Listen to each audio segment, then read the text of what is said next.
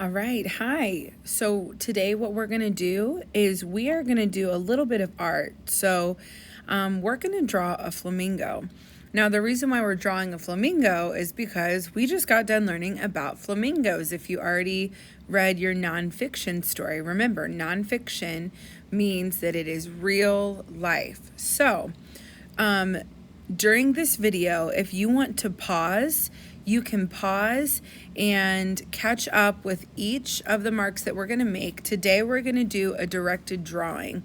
Now, when we draw each part of the flamingo, you can pause and then click play when you're ready to move on. So go get a piece of paper, go get a pen or a pencil, and you can start drawing with us. So wait for my go get those things, pause this video, and then when you're back, click play and we will draw together. Are you ready? Okay, let's go. All right, so let's start drawing our flamingo.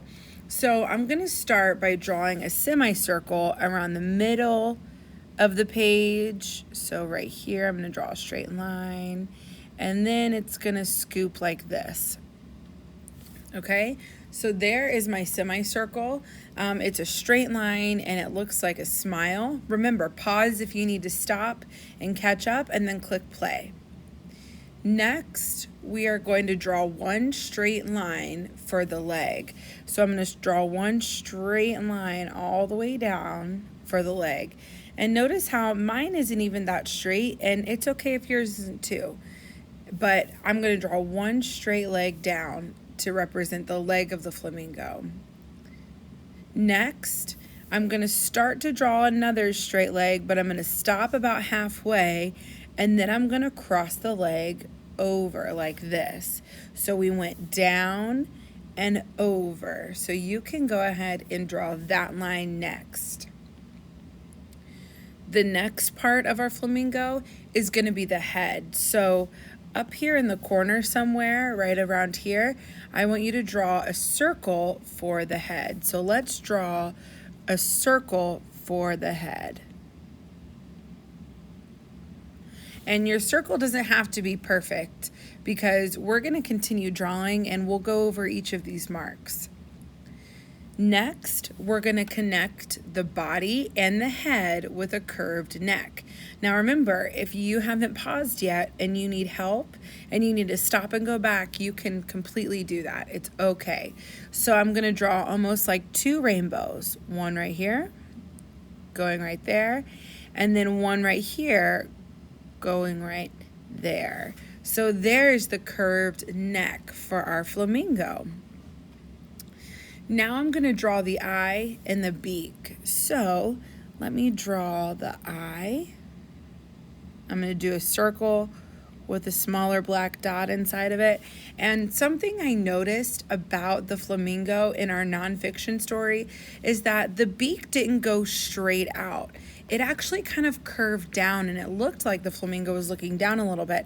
So let's make our beak curve down a little bit. So it's like drawing a big C and then come up. And that's what our flamingo beak looks like. Mine's not perfect, but I think you get the gist of it. You understand. Now let's add the line to the beak. So towards the end, add the line to the beak. And then we can add now, I just want to show you something. I want my beak to be a little bit pointy. I made it curved at the end, but let's make it pointy. It's okay to use your eraser and to go back and erase. I think the beak is a little more curvy than that. Let me erase up to here. And we're going to do a little more pointy. There we go. Perfect. Now I'll draw the line for my beak right there. Awesome. And then after that, I'm going to draw my wings. So let's add the wings. First, let's put the one in front. So a very little rainbow, and then curve it in, but stop right there. Don't connect it right here. Do not do that. And then let's add the wing on the other side. Remember, you can stop the video and right there. So it's kind of a curve up and then a curve back down. So the wing on the other side, the wing on the bottom. And then let's add one more thing. Let's add the hair to the top of it. Awesome.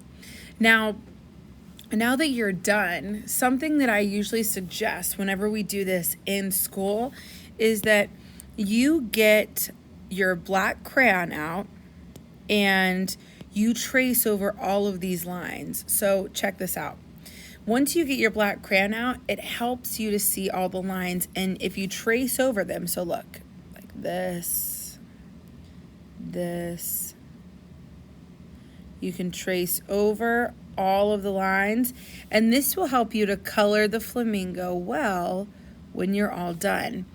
Now, when we color our flamingo, are we gonna make our flamingo striped like Sylvie?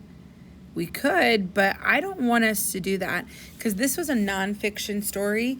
So I want us to color our flamingo a nonfiction color or a real color. What was the real color of our flamingo? It's pink. So make sure that you go over all your pencil marks and then you can color your flamingo pink.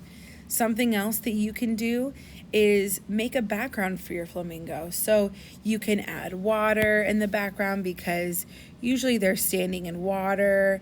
You can add a sky in the back. I'm just doing a quick little scribble right here just to show you. Add a background to your flamingo picture. When you're done, you can hang it up on your wall or you can keep it and show us later. All right, have a good day.